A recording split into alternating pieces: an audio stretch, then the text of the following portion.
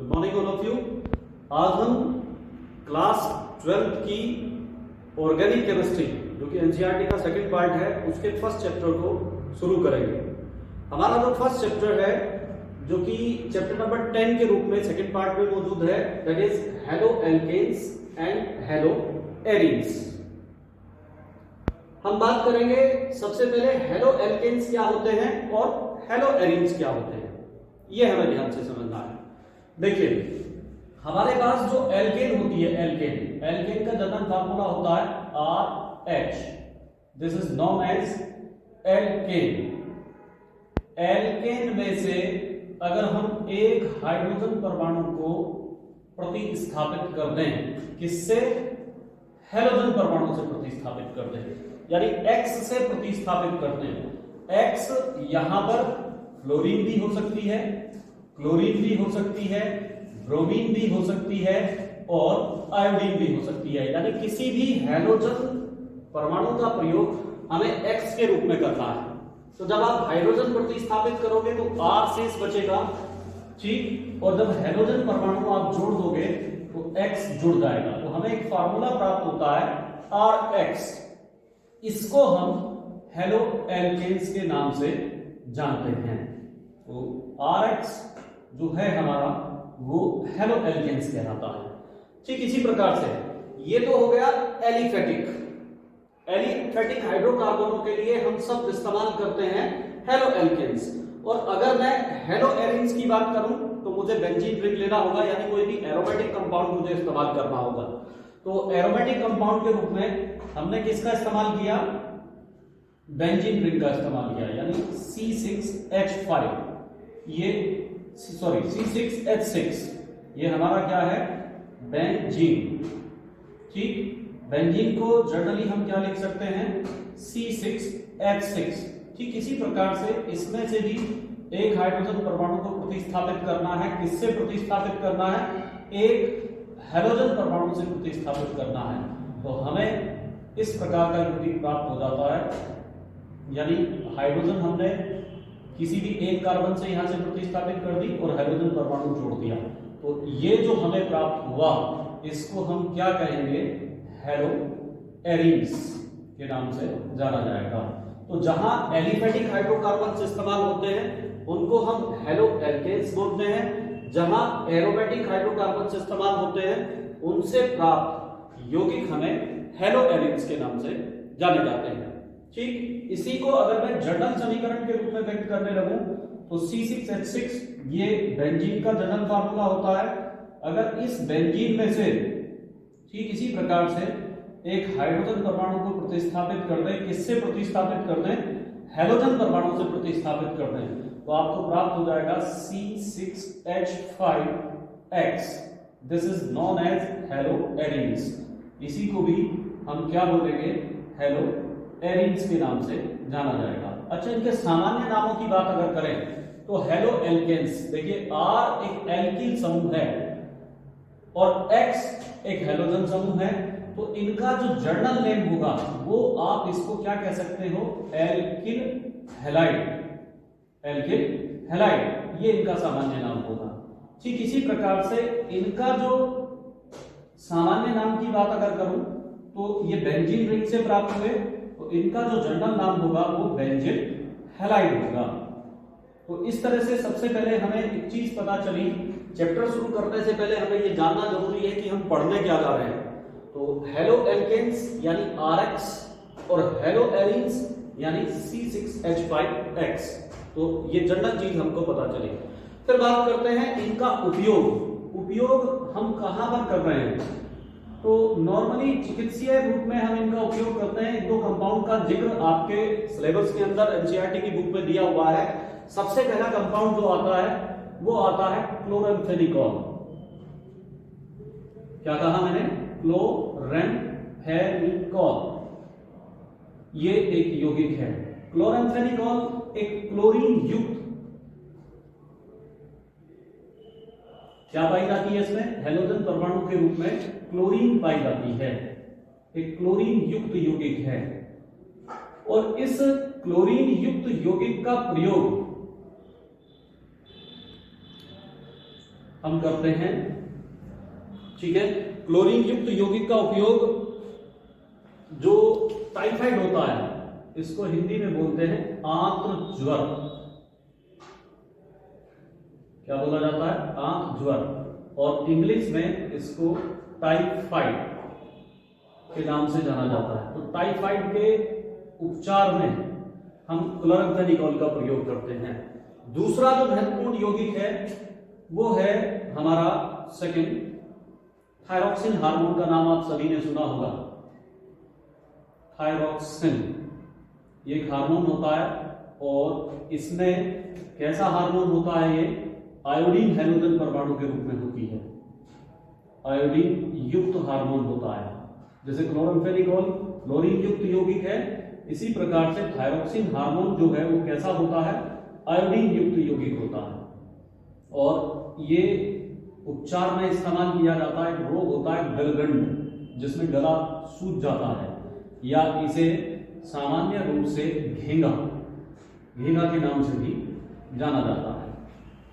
तो दूसरा यौगिक था आपका थायरॉक्सिन। तीसरा यौगिक आपको जो दिया गया है आपके सिलेबस में, क्लोरोक्वीन एक यौगिक है, क्लोरोक्वीन। क्लोरोक्वीन का प्रयोग हम जो कर रहे हैं वो मलेरिया के उपचार में, नाम से पता चल रहा है कि इसमें क्लोरीन उपस्थित होती है, तो इसका उपयोग मलेरिया के उपचार हेतु किया जाता है। चौथा यौगिक हमारा जो है वो होता है हेलोथेन। हेलोथेन हेलोथेन का उपयोग हम करते हैं सर्जरी में करते हैं। सर्जरी आप समझते होंगे, ऑपरेशन करने के लिए। और सर्जरी में निश्चेतक के रूप में, निश्चेतक ऐसे पदार्थ होते हैं जिसका प्रयोग किसी व्यक्ति को या किसी जीव को बेहोश या मूर्छित करने के लिए किया जाता है। तो इस तरह से हमारे सिलेबस में 4 महत्वपूर्ण यौगिकों का जिक्र किया गया है। क्लोराम्फेनिकोल टाइफाइड के उपचार में इस्तेमाल करते हैं, थायरॉक्सिन हार्मोन घेंगा या गलगंड के उपचार में काम आता है, क्लोरोक्वीन मलेरिया के उपचार में काम आता है, और हेलोथेन सर्जरी में निश्चेतक के रूप में इस्तेमाल किया जाता है। फिर बात करते हैं इसके क्लासिफिकेशन की, इसके वर्गीकरण की, यानी हम इनको किस प्रकार से वर्गीकृत कर सकते हैं। वर्गीकरण यानी क्लासिफिकेशन। क्लासिफिकेशन में सबसे पहले जो क्लासिफाइड करना है हमें, वो हैलोजन परमाणु की संख्या के आधार पर क्लासिफाइड करना है। ठीक, किस तरह से क्लासिफाइड करना है? हैलोजन परमाणु की संख्या के आधार पर हम इन्हें मोनो, डाई, ट्राई इस तरह से डिवाइड कर सकते हैं। जैसे मेरे पास एक यौगिक है C2H5X, C2H5X, इसमें हैलोजन परमाणु की संख्या कितनी है? 1। तो इसीलिए इसको हम क्या कहते हैं? मोनो हैलो एल्केन के नाम से जाना जाता है, C2H5X। इसी के अलावा भी और भी यौगिक आपको सिलेबस में दे रखे हैं। एक और यौगिक दे रखा है आपको CH2X, CH2X ये है। अब इसमें हैलोजन परमाणु की संख्या कितनी है? 2। तो 2 संख्या वाले यौगिकों को क्या लगाते हो आप? डाई। तो इसको हम कहेंगे डाई हैलो एल्केन। ठीक इसी प्रकार से अगर मैं और वर्गीकरण की बात करूं तो हमारा यौगिक है CH2X, CHX, CH2X, ये हमारा यौगिक है। ठीक, इसमें हैलोजन परमाणुओं की संख्या 1, 2, 3 होने के कारण हम इसे क्या कहेंगे? ट्राई हैलो एल्केन्स का नाम इसे दिया जाएगा। तो अब आप देख रहे होंगे कि सबसे पहला जो क्लासिफिकेशन हमने किया वो किया हैलोजन परमाणु की संख्या को आधार बनाकर। ठीक, ये सब हैलो एल्केन्स हैं, एलिफेटिक हाइड्रोकार्बन युक्त यौगिक है। ठीक, और चूंकि यहां संख्या 1 है तो इसलिए इसको मोनो हैलो एल्केन कहा। यहां पर संख्या हैलोजन परमाणु की 2 है, इसलिए इसको डाई हैलो एल्केन कहा। और यहां 3 है तो इसलिए इसको ट्राई हैलो एल्केन्स कहा। जिस प्रकार से हैलो एल्केन्स को वर्गीकृत किया, इसी प्रकार से हम हैलो एरीन्स को भी क्लासिफाइड कर सकते हैं हैलोजन परमाणु की संख्या के आधार पर। जैसे एक यौगिक मैं यहां पर बना रहा हूं, ये मैंने बेंजीन रिंग लिया यानी C6H5। ठीक, और इसमें एक हाइड्रोजन प्रतिस्थापित कर दी हैलोजन परमाणु से, तो ये बन गया C6H5X। क्योंकि इसमें ये हेलो एरीन है ना, तो इसलिए इसका नाम क्या रखा हमने, मोनो हेलो एरीन, ये नाम। ठीक, और दूसरा एग्जांपल अगर मैं लेना चाहूं तो यहां पर अब की बार 2 हाइड्रोजन परमाणु प्रतिस्थापित कर दीजिए हाइड्रोजन से, एक X यहां हो गया, एक X यहां पर हो गया, तो इसको मैं क्या कहूंगा, ये हो गया डाई हेलो एरीन। ठीक है, फिर इसके बाद चलते हैं आगे, एक और हाइड्रोजन परमाणु हम प्रतिस्थापित कर रहे हैं, ये लीजिए X X और X, अब की बार होगी क्या बना, ट्राई हेलो एरीन, ये हमें प्राप्त हुआ। तो ये जो क्लासिफिकेशन है, पहला जो क्लासिफिकेशन हमने लिया वो लिया हैलोजन परमाणु की संख्या के आधार पर। तो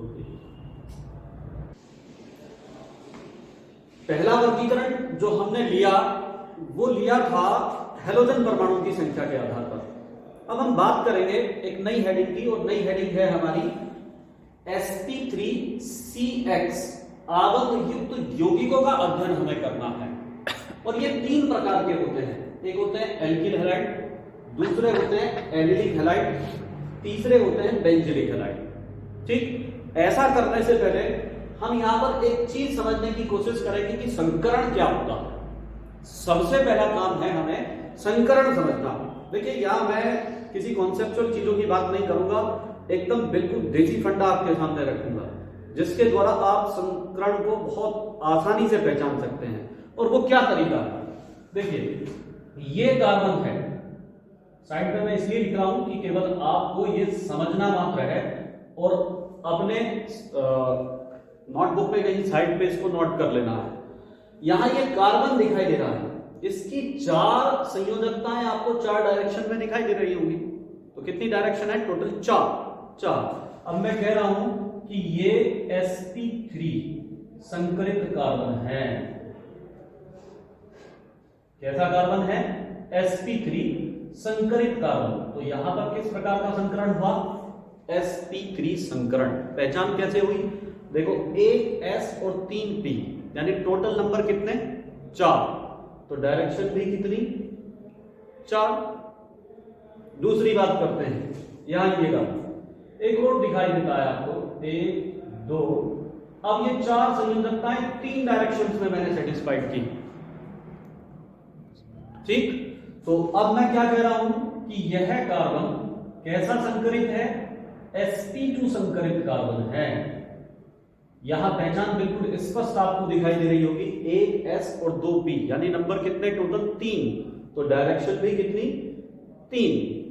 फिर बात करता हूं दूसरी, एक कार्बन 2 डायरेक्शंस पे मौजूद है, चारों संयोजकताएं ये ऐसी भी हो सकती हैं, या कुल मिलाकर इस प्रकार की भी हो सकती हैं।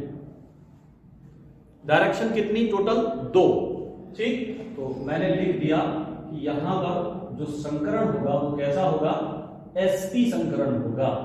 तो बहरहाल आपको एक बहुत छोटा सा मेथड मैंने आपको दिया, जिसके माध्यम से आप क्या कर सकते हो, कार्बन के संकरण के बारे में जानकारी प्राप्त कर सकते हो। ठीक, अब हम वापस अपनी हेडिंग पर लौटते हैं, और हेडिंग है हमारी sp3CX आबंध युक्त यौगिक। यानी मुझे कार्बन ऐसा लेना है, ऐसा कार्बन लेना है जिसका संकरण sp3 प्रकार का हो। ठीक, तो ऐसे कार्बन युक्त यौगिकों का अध्ययन हम करेंगे, और उसमें सबसे पहले आता है एल्किल हैलाइड। यानी पहला जो क्लासिफिकेशन है इसका वो एल्किल हैलाइडों में होता है, एल्किल हैलाइड यानी RX। देखिए, अब एक छोटी सी बात आपको ध्यान देनी है, छोटी सी बात आपको ध्यान देनी है कि ये कार्बन और इससे जुड़ा हुआ है ये हैलोजन परमाणु। तो हमने कहा था CX आबंध युक्त यौगिकों का अध्ययन, और इसकी जो 3 संयोजकताएं हैं वो इस प्रकार की हैं, एक H और एक R। अब आप देख सकते हैं कार्बन कैसा है, 1 2 3 4 डायरेक्शंस में अपनी संयोजकता को सेटिस्फाइड करता है, तो इसलिए कैसा कार्बन है, sp3 संकरित कार्बन है। एल्किल हैलाइडों का जो जनरल फार्मूला हम लिखते हैं वो हम लिखते हैं RX, ये ठीक, या जरूरी नहीं है कि हम RX ही लिखें, ठीक, इसका फार्मूला हम ये भी लिख सकते हैं RCH2X, ये भी लिख सकते हैं, ये भी फार्मूला। कायदे में तो इन दोनों फार्मूलों की जरूरत नहीं पड़ेगी, सीधे सीधे कहने का तात्पर्य ये है कि एक तो एल्किल समूह होना चाहिए और एक हैलोजन परमाणु होना चाहिए, तो ये हमारा निकल करके आता है। तो यहां जो हमारा फार्मूला बनता है RCH2X, ये फार्मूला बनता है, तो ये किसका फार्मूला है, 1 डिग्री एल्किल हैलाइडों का फार्मूला है, 1 डिग्री एल्किल हैलाइड, या इन्हें प्राइमरी एल्किल हैलाइड यानी प्राथमिक एल्किल हैलाइडों के नाम से भी जाना जाता है, ठीक। अभी मैं क्या कर रहा हूं, इसकी एक संयोजकता हाइड्रोजन की एक और अन्य एल्किल समूह से रिप्लेस कर दे रहा हूं, ठीक। अब मेरे पास कार्बन, एक हाइड्रोजन, और यहां R, और यहां मैंने क्या ले लिया, R डैश। R और R डैश कोई एल्किल समूह हो सकते हैं, CH3 हो सकता है, C2H5 हो सकता है, ठीक। तो अब ये जो फार्मूला बना, इसका अगर मैं जनरल फार्मूला लिखने लगूं इसी प्रकार से, तो मैं क्या लिखूंगा कि CH,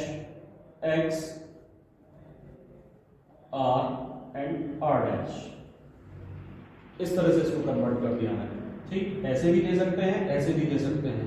तो ये हमारा कौन सा एल्किल हैलाइड है, 2 डिग्री एल्किल हैलाइड है, या इसको हिंदी में, इंग्लिश में तो सेकेंडरी है ना, और हिंदी में द्वितीयक एल्किल हैलाइड कहेंगे, ठीक। इसी प्रकार से तीसरा जो फार्मूला आप बनाने लगे वो क्या बनेगा आपका, अब की बार ये वाला हाइड्रोजन भी यहां से रिप्लेस कर दीजिएगा, C, यानी 3 एल्किल समूह R डैश और R2 dash and X, this is known as, इसको आप ऐसे भी लिख सकते हैं CX R डैश और R2 डैश, है ना। ये क्या कहलाएगा, 3 डिग्री एल्किल हैलाइड, या इसको आप कह सकते हो टर्शियरी यानी तृतीयक एल्किल हैलाइड। यहां आप देखेंगे कि जो कार्बन है, चाहे वो ये हो, ये वाला हो या ये वाला हो, यानी 1 डिग्री में हो, 2 डिग्री में हो या 3 डिग्री में हो, तीनों में कार्बन का जो संकरण है वो 4 डायरेक्शंस वाली संयोजकता को लिए हुए है। इसे आप ऐसे शो कर सकते हैं, तो इट मींस ये कैसा कार्बन है, sp3 संकरित कार्बन है। तो हमने कहा था कि ऐसा कार्बन और हैलोजन आवंत जिसमें कार्बन कैसा हो, sp3 संकरित हो। तो पहला जो क्लासिफिकेशन हमने एल्किल हैलाइडों का किया, वो किया कार्बन के आधार पर, यानी अगर प्राथमिक कार्बन है तो हमें 1 डिग्री एल्किल हैलाइड प्राप्त होते हैं, सेकेंडरी कार्बन है तो हमें 2 डिग्री एल्किल हैलाइड प्राप्त होते हैं, और अगर टर्शियरी कार्बन है तो हमें 3 डिग्री एल्किल हैलाइड प्राप्त होते हैं। इनकी पहचान करने का एक बिल्कुल सिंपल सा तरीका है, R ढूंढिए इसमें कितने हैं, अगर एक R है तो 1 डिग्री, 2 R मौजूद हैं तो 2 डिग्री, और 3 R मौजूद हैं तो 3 डिग्री एल्किल हैलाइड कहलाएगा। अब ये बात आती है कि ये R क्या होता है, तो मैं यहां लिख सकता हूं कि जहां R को हम क्या कहते हैं, एल्किल समूह कहते हैं, एल्किल, है ना। और ये इक्वल होता है किसके, इसे आप CH3 यानी मैथिल भी कह सकते हो, इसे आप C2H5 यानी एथिल भी कह सकते हो, या आप इसे C3H7 प्रोपिल भी कह सकते हो। तो मैथिल, एथिल, प्रोपिल, ये अब यहां R और R डैश एक दूसरे के बराबर भी हो सकते हैं और एक दूसरे से डिफरेंशिएट भी कर सकते हैं, ठीक। हम जो चल रहे थे वो एल्किल हैलाइडों के क्लासिफिकेशन पर चल रहे थे और हमने इनको 1 डिग्री, 2 डिग्री और 3 डिग्री एल्किल हैलाइडों में डिवाइड किया था। अब मैं बात करता हूं इसकी दूसरी category, that is known as allylic halide. Allylic halide क्या होते हैं? कुछ स्ट्रक्चर्स मेरे सामने मौजूद हैं, पहले से ही बोर्ड पर मौजूद हैं, तो मैं इनको यहां पर आपको डिफाइन करने की कोशिश करता हूं। देखिए जरा आपका ध्यान यहां होना चाहिए, ये कार्बन और यहां भी कार्बन होता है। आपने बॉन्ड लाइन नोटेशन अगर क्लास 11th में पढ़े होंगे तो आपको समझ में आएगा। फिर भी मैं आपके साइड में यहां बना देता हूं एक स्ट्रक्चर, इसको अथवा में करके कि ये क्या है। ये वास्तव में कार्बन और कार्बन के बीच में एक डबल बॉन्ड उपस्थित है, ठीक। और यहां क्या जुड़ा हुआ है?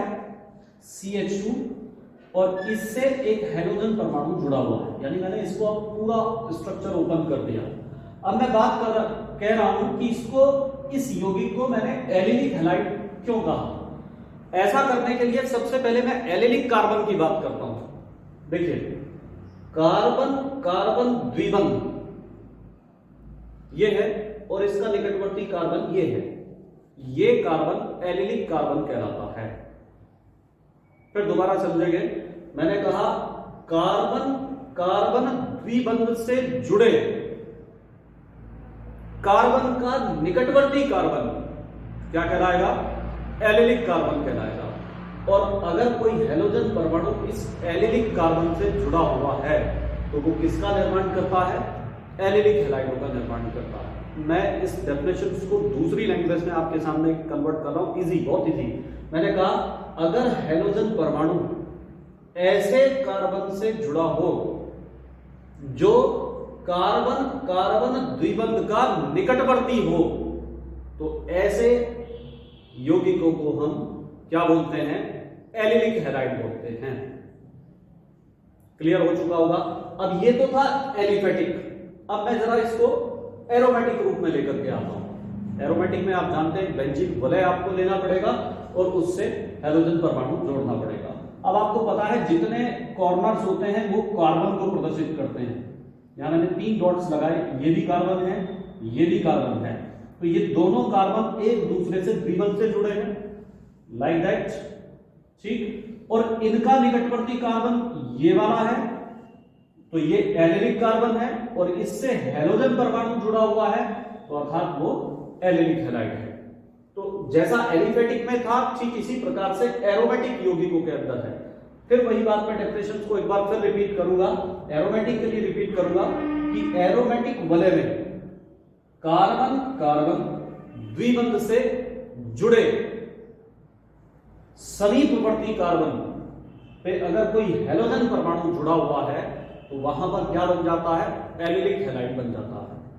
तो अच्छा एक चीज और थी, हम पढ़ रहे थे कि ऐसे CH कार्बन की बात जो sp3 संकरित हो, तो आप यहां भी चेक कर सकते हैं कि यहां भी इस कार्बन का जो संकरण है वो कैसा है? sp3 है। अब आप कह सकते हो सर दिखाई तो देता नहीं कि sp3 संकरण है, आपने कहा था कि आपकी डायरेक्शन 4 होनी चाहिए, यहां तो दिखाई दे रही है 2।